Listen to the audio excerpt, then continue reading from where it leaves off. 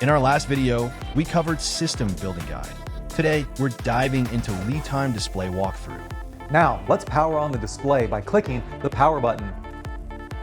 We'll see the battery system's power voltage, SOC, current communication status, and operational status on the home page.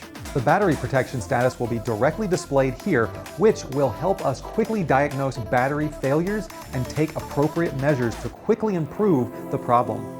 Switch to the system page to check the remaining capacity and the total number of batteries in the system.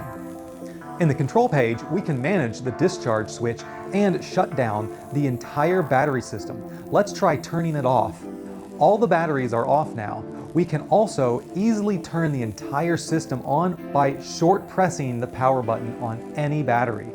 The details page on the display shows all the status for each individual battery.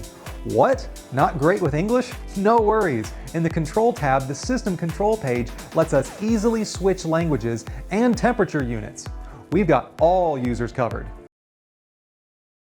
Join the LITIME community on social media. More powerful content is coming your way.